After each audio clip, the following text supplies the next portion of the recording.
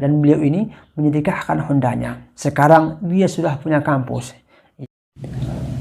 Bismillahirrahmanirrahim.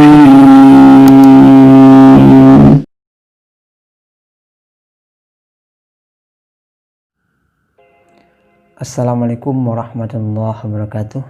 Alhamdulillahirabbil alamin wassalatu wassalamu ala asrofil anbiya'i wal mursalin wa ala alihi wa sahbihi ajmain. Apa kabar kawan-kawan semua? Mudah-mudahan kawan-kawan tetap semangat dan mudah-mudahan kawan-kawan dalam bimbingan Allah Subhanahu wa taala.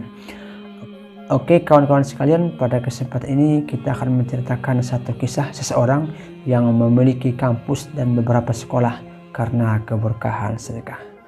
Kawan-kawan sekalian, saya ingin menceritakan seseorang, ini kebetulan dekat dengan saya, namanya Dr. Yunri Akhyar. Jadi kemarin belum doktor, nama beliau kemarin Yunri Akhyar MA. Jadi keseharian beliau ini sangat suka bersedekah ya. Di antaranya waktu beliau kuliah dulu ya. Dari mulai beliau kuliah dari S1, S2, beliau sering bersedekah kepada orang tuanya sesuai dengan kemampuannya. Kata beliau yang penting ada, maka dia bersedekah sekali setiap bulan ya. Dan puncaknya adalah ketika seorang ustadz datang ke kota Pekanbaru, yaitu kota saya tinggal nih kawan-kawan sekalian ya. Jadi pada saat itu datang seorang ustadz ke kota kita menceritakan tentang kehebatan, balasan-balasan, kekuatan bagi hamba-hamba yang bersedekah. Apa kata beliau? Kalau Anda ingin hebat maka bersedekahlah. Kalau Anda ingin kaya maka bersedekahlah. Kalau Anda ingin Allah ubah hidup Anda maka bersedekahlah.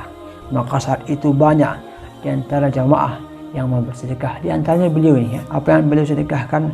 Beliau menyedekahkan Hondanya ya. Jadi sebenarnya banyak yang mau bersedekah.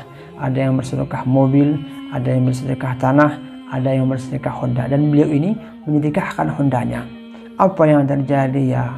Pulangnya numpang sama orang kan, pulangnya numpang sama orang. Jadi ketika beliau sedekahkan Hondanya, dia berniat supaya apa? Supaya Allah merubah kehidupannya, supaya Allah memberikan kehebatan kepada dirinya. Jadi sesudah itu maka beliau pulang numpang sama orang.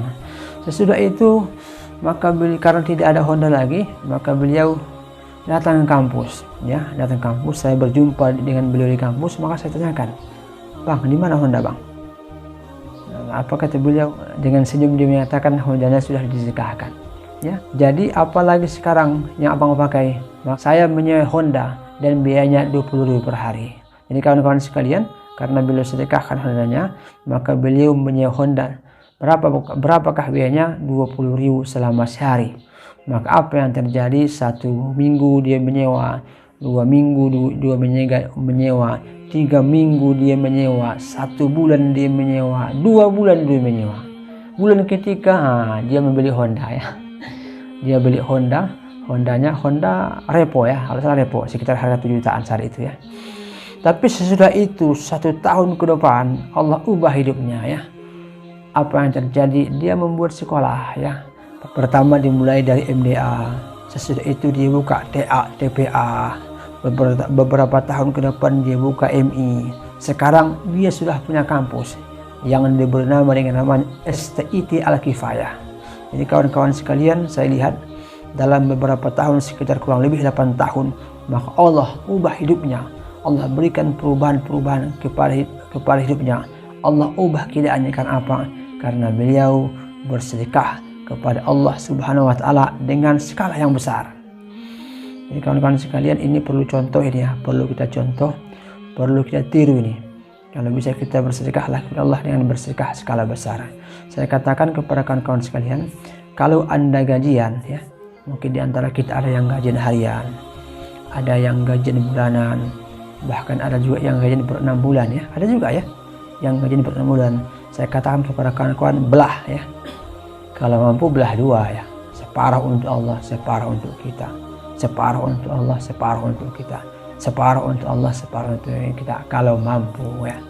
Kalau tak mampu, mulailah ya bersedekah dengan skala-skala besar. Saya katakan ada beberapa cara. Pertama, kalau bisa kita rutin kena bersedekah setiap hari ya, sesuai kemampuan masing-masing. Kalau bisa nanti ketika kita gajian, bersedekahlah dalam skala besar ya. Nanti bulan depan gajian, belah dia.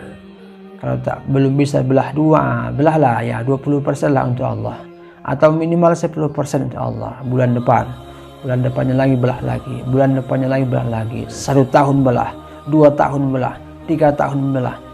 Saya yakin belum bertahun-tahun Allah sudah hidup kehidupan kawan-kawan semua. Oke kawan-kawan sekalian ya, itulah mungkin salah satu kisah orang-orang yang Allah hidup ibunya karena apa? Karena keberkahan sedekah.